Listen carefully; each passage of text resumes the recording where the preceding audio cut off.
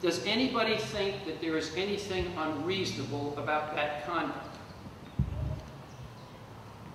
Let me suggest to you that there was another piece of evidence that was put before a judge in this case, and it was that basically they asked this officer how many times he had done this before as a chase car, and he had been on DUI detail for 2 years. And he had actually stopped 40 different people. Of those people, how many people do you think were drunk, had outstanding warrants, or didn't have their license or their insurance in the car with them? So some sort of traffic. Out of those 40 people, what percentage? 100%. Every last one of them had screwed up some way or another. So he had that as his experience base to do that. Now the defendant pled guilty, went back to California and said, but you know what? I think that that is unreasonable, that I should never have been stopped under those circumstances. And happily, he had made the same argument to the trial court judge, and the trial court judge said, you're out of your mind. Everything that the police officers did was absolutely sensible, and it's exactly what they should have done. But the Hawaii Supreme Court, on certain occasions, can look at the Hawaii Constitution and compare it to the federal Constitution. Now, if this had happened under the United States Supreme Court decisions, no problem. Absolutely okay.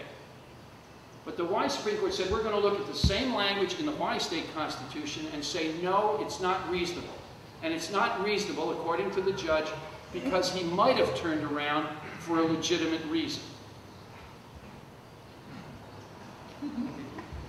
So all of that hard work by the Maui Police Department went down the tubes. And that guy's conviction was reversed.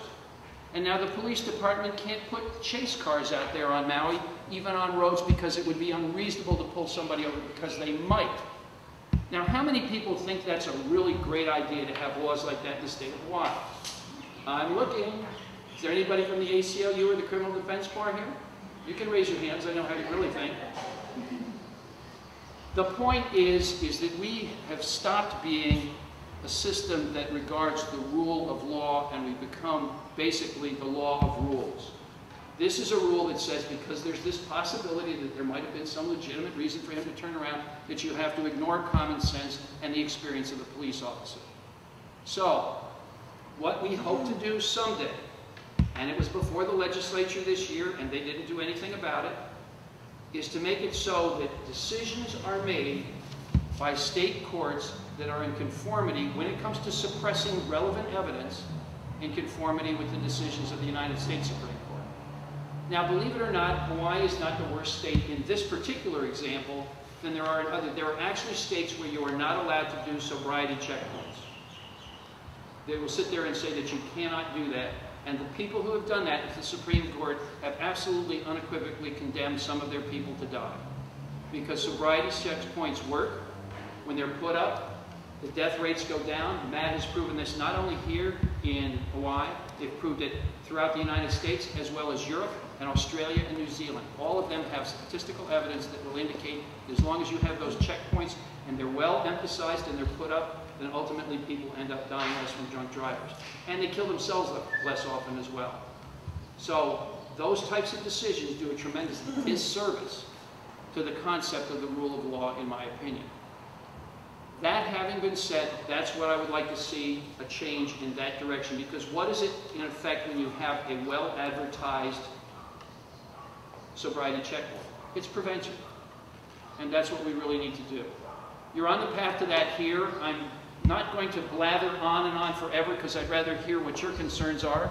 And as a result of that, I am going to honor you by taking off my jacket so that I can get ready for the tough questions that you want to ask me.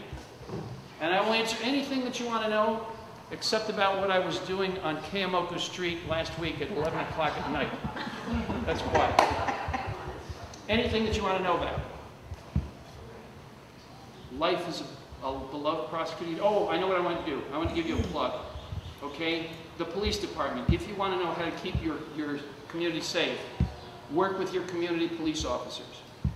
Come to them. Speak to them.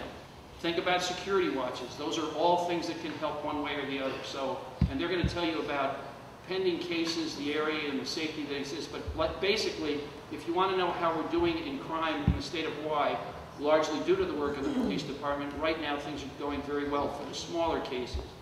What's appalling is we're having some very big, unpleasant cases that are getting a lot of attention. I can't imagine, I speak on occasion about methamphetamine on the mainland, and I use an example of that guy Higa who threw that child off of the freeway. There is nobody who isn't appalled by that. It was national news when it happened, and when I speak to people, I've yet to find anybody who's seen anything like that happen that was directly the result of the problems with crystal methamphetamine. Crystal methamphetamine has been controlled, but it hasn't gone away. And so this is again an area where prevention is critical. So the more information we get out there about methamphetamine, the more time we talk about the kind of terrible things that happen to people, the better off we're all going to be. Now I'll be quiet.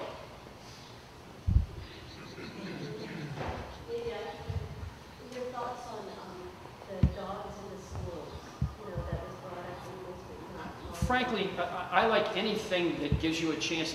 I can't think of any place that we need to have a safer environment than schools.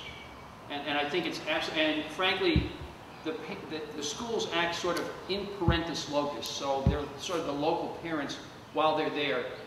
I can go through my kids' stuff any damn time of the day or night, and they know it, and they may not appreciate it, but I'm perfectly within my rights as a stern and loving father to do what's right for the kids. And after a while, they get to the point where you don't have to worry about it anymore. But I think there is nothing more dangerous than having drugs or weapons in a schoolhouse. And I think everybody, if you ask parents what they are most concerned about their education, they will not answer the curriculum, they will not answer the academics. The first thing they will say is my child's safety. And I think parents have a right to have that. And we keep on hearing about kids' rights and all the rest of these exaggerated things that are given us by what I like to call the rights Taliban. The answer is that we have a right to have a safe community, and you have a right to have safety for your children in schools. So thank you for the question.